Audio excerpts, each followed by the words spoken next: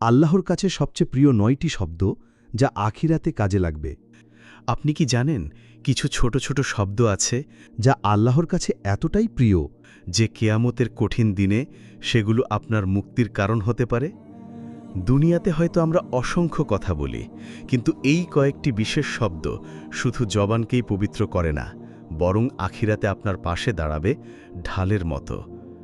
আজ আমরা জানব আল্লাহর কাছে সবচেয়ে প্রিয় সেই ৯টি শব্দ যা আপনার জন্য পরকালে কাজে লাগবে ইনশাআল্লাহ। তা হল ১, আল্লাহ আমাকে মাফ করবেন। মানুষ যত বড় গুনাহি করুক না কেন, যদি আন্তরিকভাবে বলে আল্লাহ আমাকে মাফ করবেন, তবে তার তাওবার দরজা খোলার সূচনা হয়ে যায়। আল্লাহ বলেন, হে আমার বান্দারা, যারা নিজেদের উপর সীমা লঙ্ঘন করেছ, আল্লাহ রহমত থেকে নিরাশ হও না, নিশ্চয়ই আল্লাহ সব গুনাহ ক্ষমা করে দেন। রাসূলুল্লাহ সাল্লাল্লাহু আলাইহি ওয়াসাল্লাম বলেছেন, যে ব্যক্তি তাওবা করে সে এমন যেন তার কোনো গুনাহই ছিল না। ২, আল্লাহু আকবার। আল্লাহু আকবার অর্থ আল্লাহই সবচেয়ে মহান। যখন মানুষে কথা বলে তখন তার অন্তর থেকে দুনিয়ার অহংকার, ভয় আর নির্ভরতা দূর হয়ে যায়। কোরআনে আল্লাহ বলেন, তোমার প্রভুর মহিমা ঘোষণা করো ও তার প্রশংসা করো। রাসূলুল্লাহ সাল্লাল্লাহু আলাইহি ওয়াসাল্লাম বলেছেন, আল্লাহু আকবার এমন একটি শব্দ যা আকাশ ও জমিনের সব কিছুর চেয়ে বড়।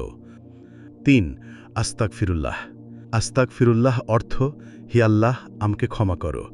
প্রতিদিন এটি উচ্চারণ করলে বান্দার হৃদয় থেকে গুনাহের বোঝা কমে যায় এবং আল্লাহর কাছে প্রিয় হয়ে ওঠে। কোরআনে আল্লাহ বলেন, তুমি যদি তোমার গুনাহ মাফ করার জন্য আল্লাহর কাছে ক্ষমা প্রার্থনা করো, নিশ্চয়ই তিনি তোমাকে ক্ষমা করবেন। রাসূলুল্লাহ সাল্লাল্লাহু আলাইহি ওয়াসাল্লাম বলেছেন, যে ব্যক্তি দিনে কমপক্ষে ১০০ বার আস্তাগফিরুল্লাহ বলে, আল্লাহ তার সব গুনাহ মাফ করবেন।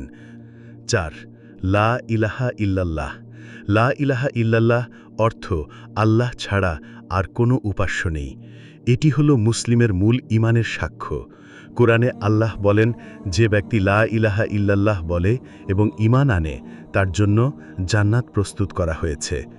রাসূলুল্লাহ সাল্লাল্লাহু আলাইহি ওয়াসাল্লাম বলেছেন, যে ব্যক্তি জীবনের প্রতিটি সময় এবং মৃত্যুর সময় লা ইলাহা ইল্লাল্লাহ বলে, আল্লাহ তাকে জাহান্নামের আগুন থেকে রক্ষা করবেন। ৫, আলহামদুলিল্লাহ। আলহামদুলিল্লাহ অর্থ সব প্রশংসা আল্লাহর জন্য।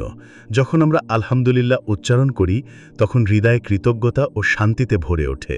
কুরআনে আল্লাহ বলেন, যদি তোমরা কৃতজ্ঞতা প্রকাশ করো, আমি অবশ্যই তোমাদেরকে আরও দান করব। রাসূলুল্লাহ সাল্লাল্লাহু আলাইহি ওয়াসাল্লাম বলেছেন, যে ব্যক্তি প্রতিদিন আলহামদুলিল্লাহ উচ্চারণ করে, আল্লাহ তার জন্য দুনিয়াতে শান্তি এবং আখিরাতে বরকত বৃদ্ধি করবেন। ৬, সুবহানাল্লাহ। সুবহানাল্লাহ অর্থ আল্লাহ সকল দোষ থেকে পরিপূর্ণ পবিত্র। এটি উচ্চারণ করলে বান্দার অন্তর আল্লাহর পবিত্রতার প্রতি সচেতন হয় এবং অহংকার ও ছোট গুনাহের প্রভাব কমে যায়। কোরআনে আল্লাহ বলেন, সব প্রশংসা আল্লাহর, যিনি আসমান ও জমিনের সৃষ্টি করেছেন এবং অন্ধকার ও আলো সৃষ্টি করেছেন। রাসূলুল্লাহ সাল্লাল্লাহু আলাইহি ওয়াসাল্লাম বলেছেন, যে ব্যক্তি প্রতিদিন সুবহানাল্লাহ উচ্চারণ করে তার জন্য সওয়াবের পরিমাণ অসীম হবে। ৭, ইন্না লিল্লাহি ওয়া ইন্না ইলাইহি রাজিউন। অর্থ, আমরা আল্লাহরই এবং আবার আল্লাহরই কাছে ফিরে যাব। যখন কোনো বিপদ বা শোক আসে, এই বাক্য উচ্চারণ করলে বান্দার মন শান্ত হয় এবং আল্লাহর প্রতি পূর্ণ ভরসা জন্মায়। কুরআনে আল্লাহ বলেন, যে কোনো বিপদ তোমাদের স্পর্শ করে তা পূর্ব নির্ধারিত এবং আল্লাহর প্রতি ফিরে যাও। রাসূলুল্লাহ বলেছেন, যে ব্যক্তি কোনো বিপদে ইন্না লিল্লাহি ওয়া ইন্না ইলাইহি রাজিউন বলে, আল্লাহ তার জন্য রক্ষা ও শান্তি প্রদান করেন। ৮, হে আল্লাহ আমাকে জান্নাত দাও। এই প্রার্থনা হলো বান্দার আল্লাহর কাছে সরাসরি আকুল আবেদন, যার হৃদয় থেকে ওঠে। এটি উচ্চারণ করলে আল্লাহর প্রতি ভরসা প্রকাশ পায়। কুরআনে আল্লাহ বলেন, প্রার্থনা করো, আমি তোমার প্রার্থনা কবুল করব। রাসূলুল্লাহ সাল্লাল্লাহু আলাইহি ওয়াসাল্লাম বলেছেন, যে ব্যক্তি নিয়মিত জান্নাত প্রার্থনা করে, আল্লাহ তার জন্য জান্নাত সহজ করে দেন। ৯, আমি আল্লাহর জন্য করেছি। আসল ইবাদত তখনই পূর্ণ হয় যখন বান্দা বলে, আমি এটা শুধু আল্লাহর জন্য করেছি। কোনো প্রশংসা, কোনো দুনিয়ার লোভ নয়, শুধু আল্লাহর সন্তুষ্টির জন্য। রাসূলুল্লাহ সাল্লাল্লাহু আলাইহি ওয়াসাল্লাম বলেছেন, আল্লাহ শুধু সেই আমল কবুল করেন যা তার সন্তুষ্টির জন্য করা হয়। নাসাই হাদিস নাম্বার 3140। তাই যখন একজন মুমিন অন্তর থেকে বলে আমি আল্লাহর জন্য করেছি, তখন তার প্রতিটি কাজ আল্লাহর কাছে মূল্যবান হয়ে যায়, যদিও সেটা মানুষের চোখে ছোট মনে হয়। আখিরাতের দিন আমাদের মুখ বন্ধ থাকবে, কিন্তু আমাদের শব্দ আর আমলগুলোই সাক্ষী দেবে। আজ আমরা যে আলহামদুলিল্লাহ, সুবহানাল্লাহ, আল্লাহু আকবার বলছি কিংবা যে দোয়া করছি, সেগুলোই আমাদের কিয়ামতের দিন আমাদের পক্ষে দাঁড়াবে।